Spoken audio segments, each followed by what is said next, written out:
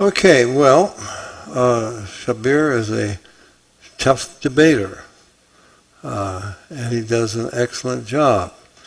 And he said that history isn't really that important. I shouldn't be getting into history. I think it is, because that's the fruit of what is produced. And some of the things, the examples that he gave, man sacrificing his daughter who comes out to meet him and so forth, that was not condoned by God. That was not anything that God inspired him to do. Now he paints a picture that the Quran is really a milder book than the Bible. God gives specific reasons. He doesn't say, kill everybody, take over the world. Muhammad says, Allah has commanded me to fight against all people until all people confess there's no God but Allah and Muhammad is his prophet. Now, he's not going to take responsibility for what goes on in Saudi Arabia. Saudi Arabia is where it all began. This is where the Kaaba is. This is where Medina is. These are the two holiest sites for Muslims.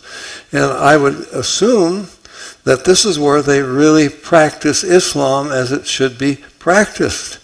And it's not a pretty picture. I document in Judgment Day how many they behead. You know, you change your faith off with your head, and they take it off in Chop Chop Square, and they announce it in the newspapers, radio, and so forth, and people come to cheer this on. I don't read of anybody saying, no, that's not what the Quran commands, or the Hadith. I was citing from the Sahih Bukhari Hadith, which I think is pretty official with Islam.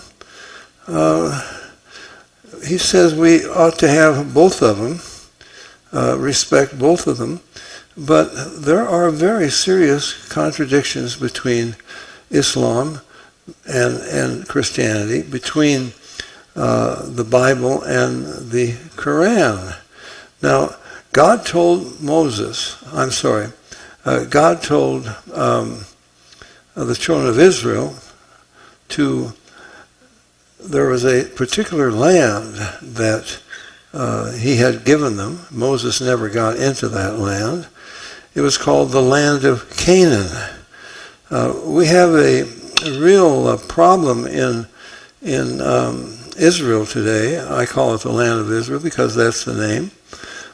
We have a people who call themselves Palestinians, and they say that they are the original Palestinians.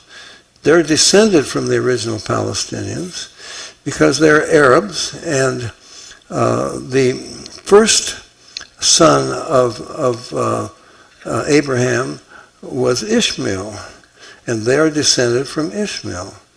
Now we got a little problem. I mean, there are a lot of things. I will agree with my friend over here. There is too much to discuss. He laid out an awful lot for me, and I'm not going to be able to answer every point that he makes. But we have a very serious problem in the Middle East now.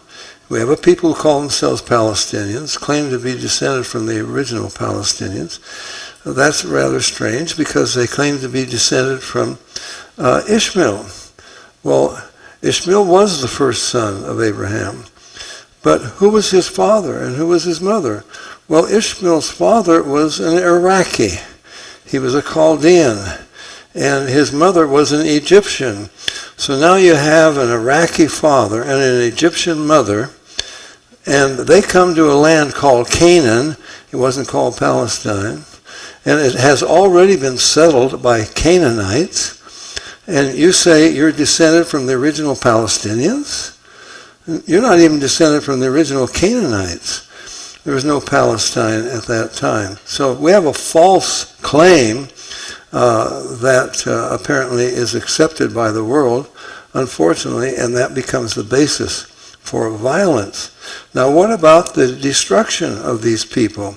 Well, I think I mentioned it this afternoon or last night.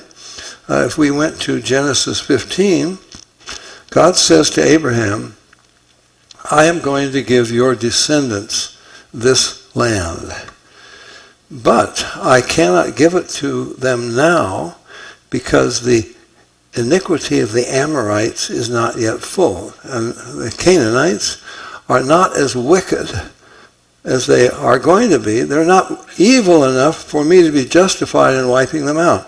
Now, I can't second guess the Bible and say, well, I wonder what they could have done to be worthy of being wiped out, men, women, and children. But apparently God had his reasons, as he had with Sodom and Gomorrah. He wiped them out. I believe that God is just, and there must have been some very serious reasons.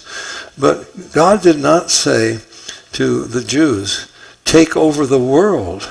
But Muhammad says, Allah has commanded me to fight against all people until all people confess there's no God but Allah, and Muhammad is his prophet.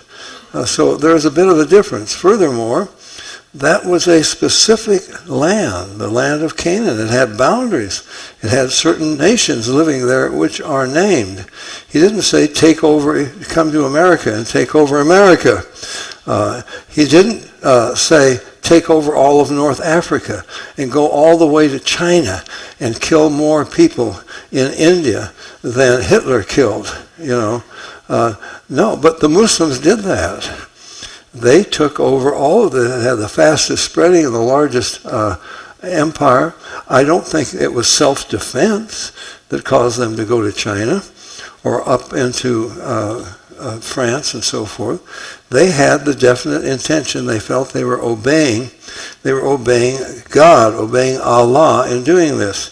Let me just quote from an editorial that was in Al-Hayat Al-Jadida. This is September 11th, 2001. This is it's from the east. This is from so-called Palestine. It's from the east. And what does it say? Al-Hayat Al-Jadida states, the suicide bombers of today are the noble successors of the Lebanese suicide bombers who taught the U.S. Marines a tough lesson in Lebanon.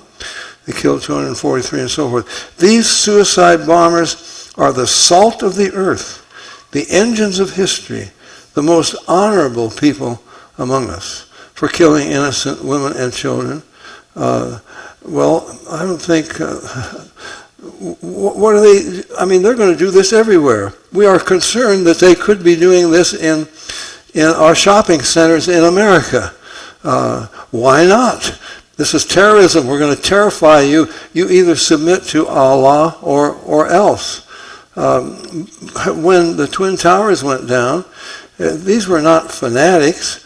These were Muslims by the thousands shouting, Allahu Akbar, Allahu Akbar. Allah is the greatest, Allah is the greatest. We know that the 19 pilots who flew these planes